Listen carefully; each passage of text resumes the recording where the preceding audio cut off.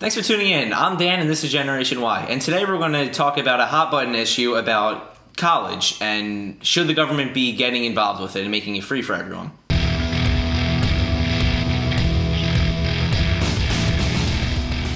So this issue has been talked about a lot because currently in the US, 40 million Americans have not paid their debt back in the past year, and that accumulates to $1.2 trillion.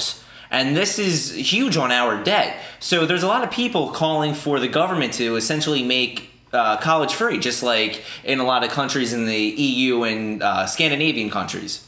Now, this sounds like a great idea on paper, but really when you get down to the facts of the issue, you see how this really would just bankrupt us even more.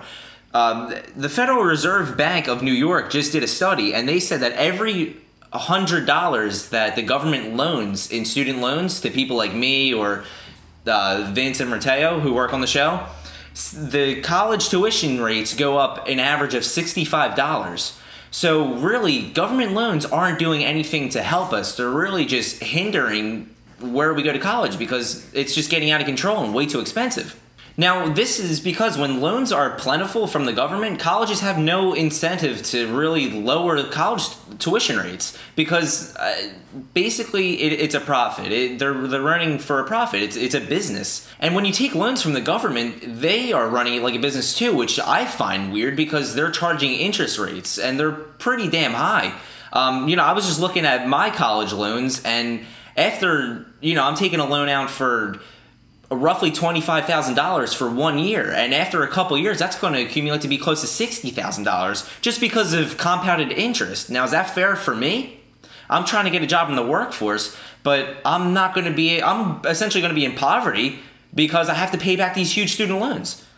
Now, what the answer would be is to just have college or the government not intervene with college loans. And if you actually let the free market work itself out, there's always a cheaper option for college. So yeah, you're not going to be able to go to Villanova all the time because that's like over $60,000, but you could do, another college that is a lot cheaper. And if enough people say, you know what, I'm done with these high prices, it's outrageous, I'm not going to go there, they're going to have no choice but to lower their college tuition rates. So if you let the free market work itself out, it's essentially like boycotting a store because their prices are high. You're not going to shop there if the prices are just out of your range.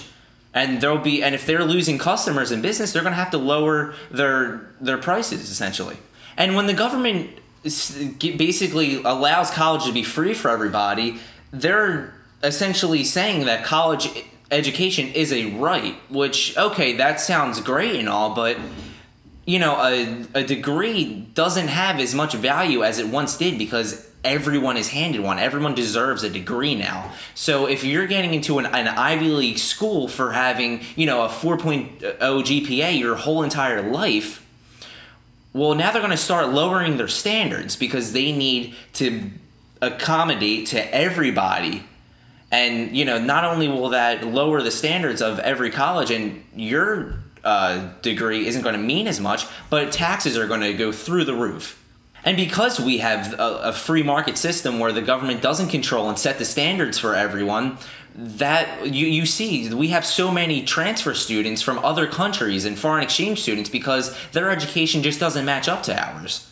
And if you don't take my word for it, take successful businessman Mark Cuban's word for it, because he says just as easy money led to the real estate bubble a few years ago, the easier it is to borrow money for college, the easier it is for colleges to raise tuition. Tuition keeps going up because no matter how high they raise it, students can still borrow more to pay for it. So he's essentially saying, just like when we had the real estate mortgage crisis, the government was giving loans to everybody. Everybody. It did not matter on their credit, how much money they actually had. They were just giving loans, doesn't matter who. Everyone was getting a loan. And people winded up just going in debt. When the market crashes, you're screwed and you have this huge loan to pay back. And, people are like, that's why we basically had that huge recession in 2008 and the stock market crash and all. This is essentially just another bubble. I've heard it's called the education bubble because everyone's getting a degree.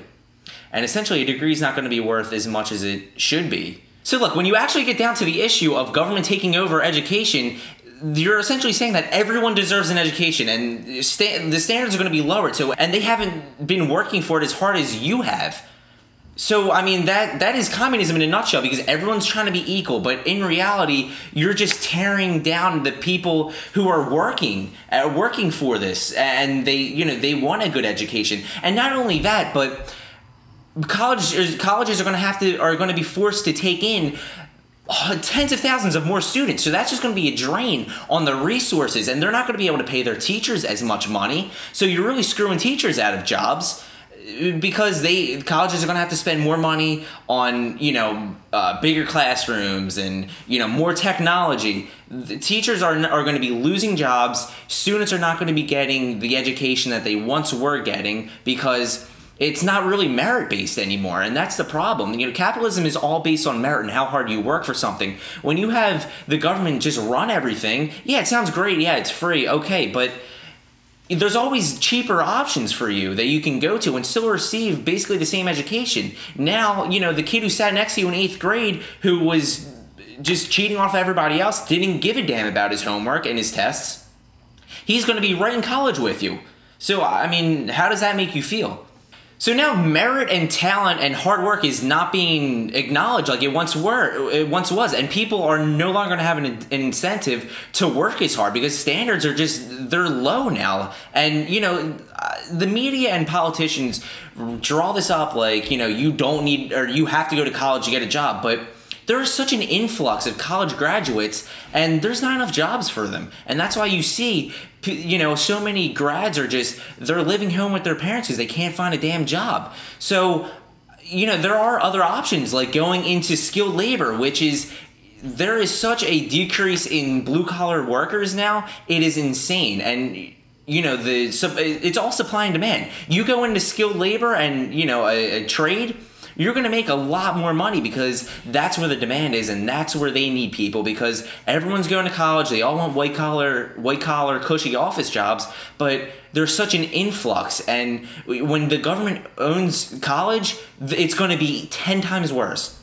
And when you look at some of the people who actually didn't go to college, like Governor Scott Walker, who's now running for president, or Steve Jobs and countless others, they've made their own wealth by, the millions almost. And so college really, despite what everyone says, college really isn't the only way to make money, because plenty of people are doing it without college education. And, back to what I was saying about blue-collar jobs, that is a dying field, and due to supply and demand, those jobs are in demand right now. So that's going to be a lucrative field. So thanks for watching this episode on should college be owned by the government. I hope you learned a lot, and tune back with us for our next video.